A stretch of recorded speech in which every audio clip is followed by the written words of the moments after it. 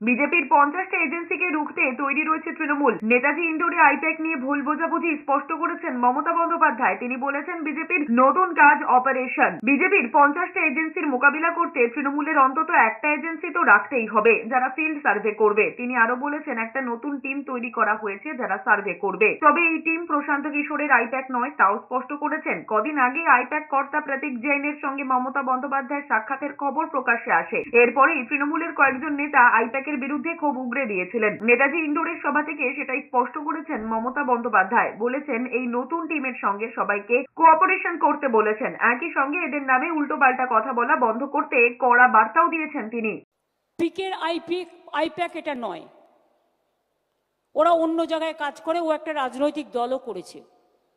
এ একটা নতুন টিম, সবাই জানে এদের কোঅপারেশন করতে হবে। এদের নামে উল্টোপাল্টা বলা বন্ধ করুন।